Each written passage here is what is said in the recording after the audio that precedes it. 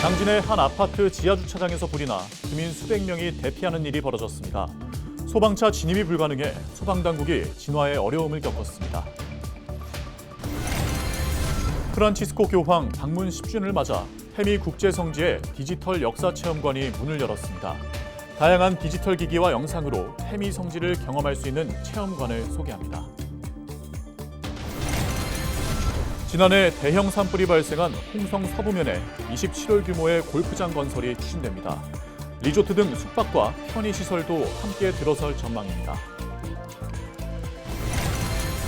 천수만 온도가 해마다 높아지고 있는 가운데 올 여름에도 수온이 평년 대비 1에서 1.5도가량 상승할 것으로 전망됩니다. 양식어가에는 비상이 걸렸습니다.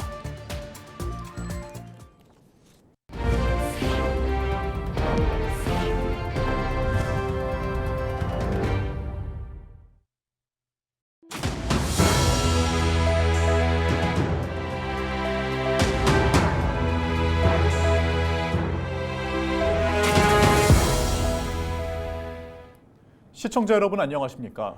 헬로티비 충남 뉴스입니다. 요즘 전기차가 늘면서 지하주차장에서 불이 나는 일이 잦아지고 있습니다. 당진에서도 아파트 지하주차장 화재로 주민 수백 명이 대피하는 일이 벌어졌습니다.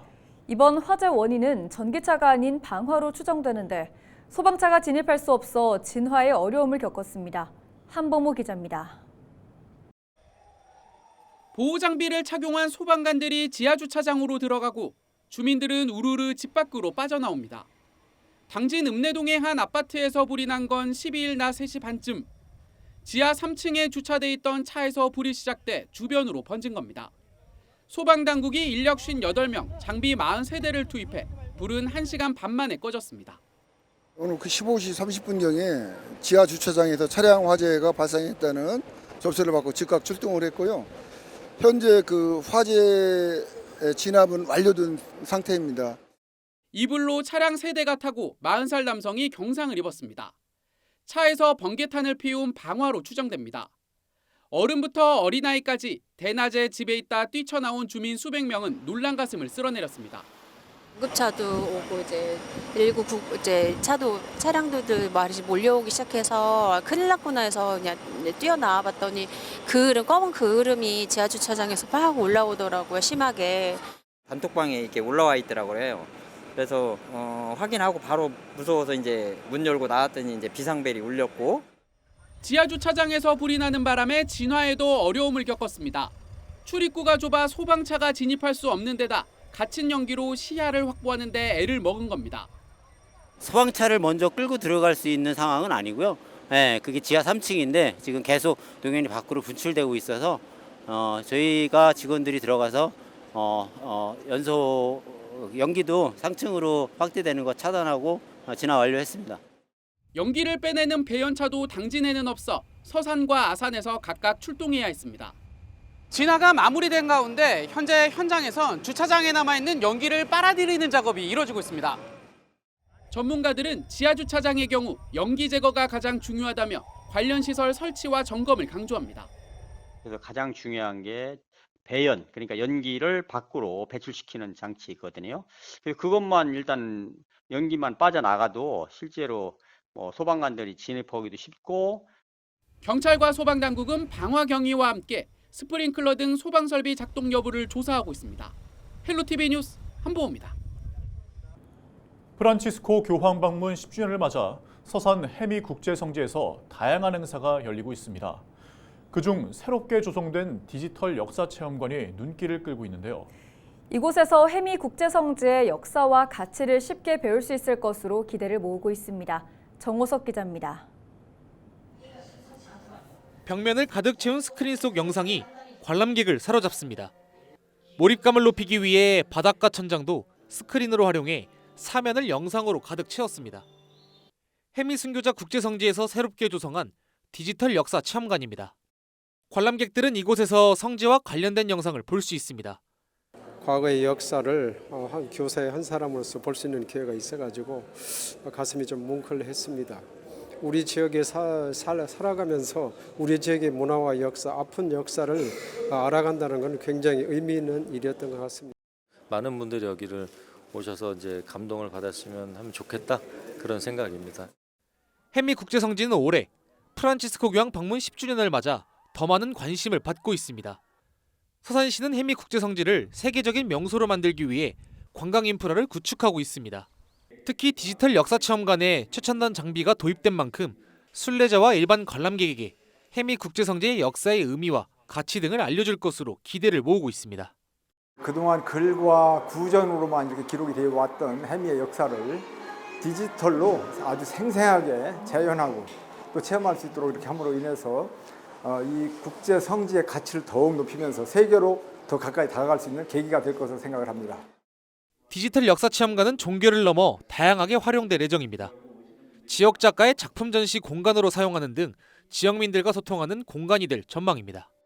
다른 종교를 가진 분들도 얼마든지 환영하는 열려있는 장소이기 때문에 지역민과 나눌 수 있는 콘텐츠가 그런 문화적인 내용이 있는 작가들은 여기를 활용해서 그런 좋은 작품들을 지역민들과 나누고 또 전시하고 할 수 있는 그런 공간이 되기를 희망합니다. 디지털 역사체험관 조성으로 햄미 국제성지의 가치가 더 많은 사람에게 알려질 것으로 기대를 모으고 있습니다. 헬로티비 뉴스 정호석입니다. 홍성군에 대규모 골프장이 들어설 전망입니다. 홍성군은 지난해 산불 피해를 입은 홍성군 서부면 일원 약 170만 제곱미터 부지에 27홀 규모의 골프장 조성을 추진하고 있습니다. 골프장 안에는 리조트 등 숙박시설과 클럽하우스 등 다양한 편의시설이 들어설 예정입니다. 홍성군은 도시계획 변경과 환경영향평가 등 행정 절차가 원활하게 진행될 경우 오는 2028년 골프장이 조성할 것으로 예상하고 있습니다. 천수만 수온이 올해도 상승할 것으로 전망되면서 양식어가에 비상이 걸렸습니다. 천수만은 해수면 온도가 해마다 높아지는 추세로 올 여름 수온은 평년 대비 1에서 1.5도 상승할 것으로 예측됩니다. 충남도는 피해 최소화 계획을 마련하고 고수온 대응 장비 보급, 양식수산물 재해보험 지원 등 현장 대응을 강화하고 있습니다. 이와 함께 양식어가를 대상으로 재난지원금 지급과 재해보험 가입을 위한 입식 신고도 독려하고 있습니다.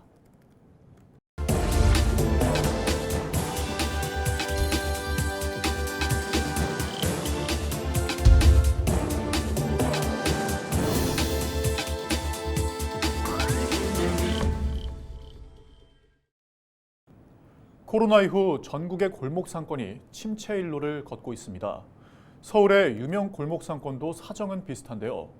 국내 대표 문화거리인 홍대 상권의 활성화를 위해 서울시 마포구가 추진한 레드로드 사업이 눈길을 끌고 있습니다.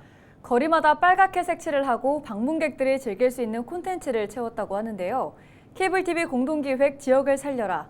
오늘은 되살아난 홍대 상권의 비밀을 딜라이브 조성엽 기자가 전해드립니다.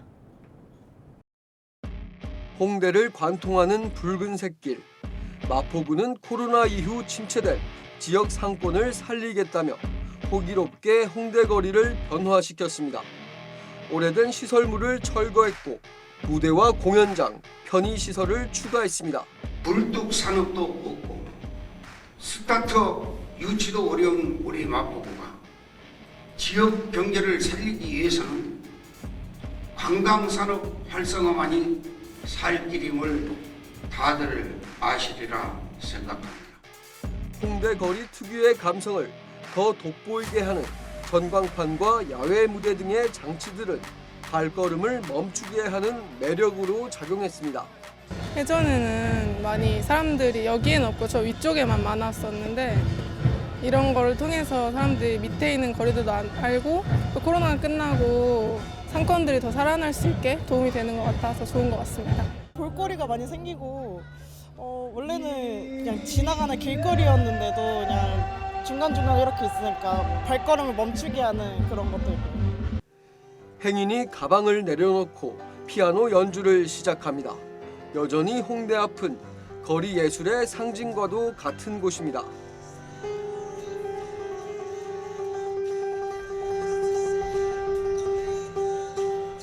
홍대 레드로드가 첫 선을 보인 건 지난해 5월이었습니다.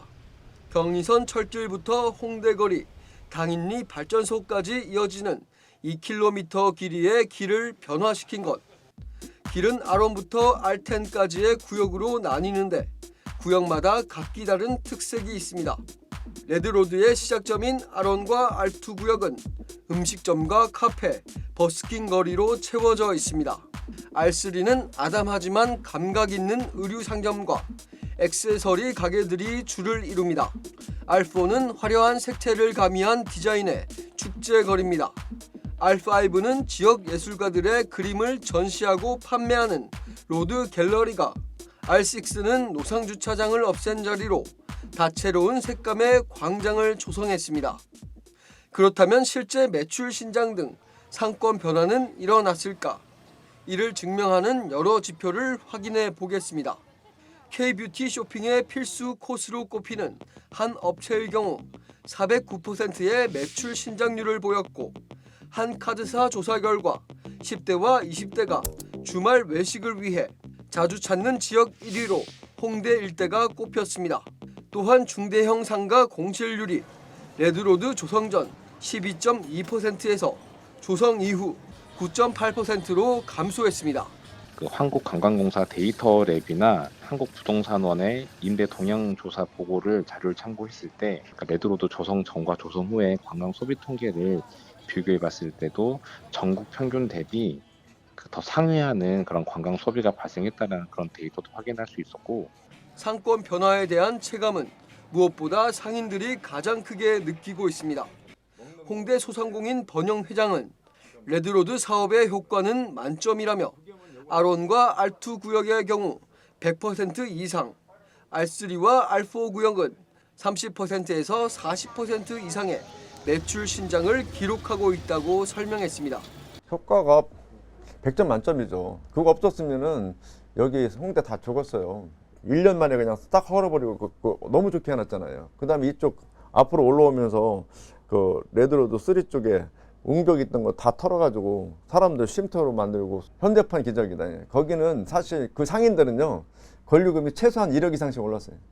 상인들은 또 단순히 길의 색깔을 바꾸고 특정 시설을 설치한 것에 불과하다 생각할 수 있지만, 거리의 의미를 재부여하고 거점화한 것에 큰 점수를 줘야 한다고 강조합니다. 가게 매출의 손님이 80%, 70%가 외국인이라고 보시면 돼요. 관광객들이 모이게 되는 그 계기가 넓은 광장들이 자리하고 있고, 또 버스킹 공간도 있고, 그렇게 됨으로써 이제 자연스럽게 입소문이 퍼져서 외국에. 홍대가 단순히 상업에만 이제 집중된 곳이 아니라 거의 365일 버스킹이 진행이 되고 있습니다.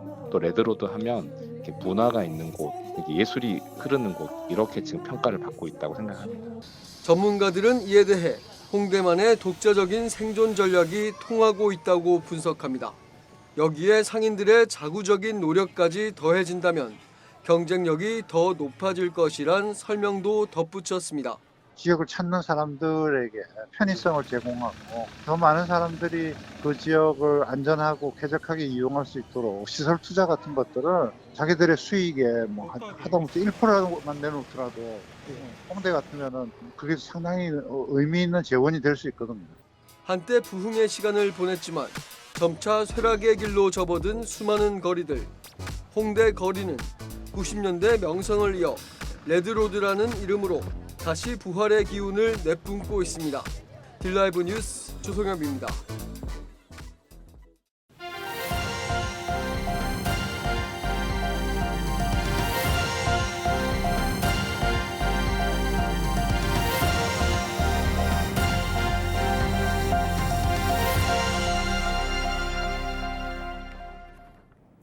태안 백사장항이 충남도에서 주관하는 아름다운 어항조성 시범사업 대상지로 선정됐습니다. 이번 사업은 어촌의 경제성장 기반 확충을 위해 마련됐습니다. 태안군은 이번 선정을 통해 오는 2025년까지 도비 10억 원을 투입해 경관과 안전, 환경 등 개선 사업을 진행할 계획입니다. 백사장항은 계획 적합성과 주민수 해도, 관광 유발 효과 등에서 충남도 내 지방어항 28곳 중 가장 높은 평가를 받은 것으로 알려졌습니다. 이상으로 뉴스를 마칩니다. 함께해 주신 여러분 고맙습니다.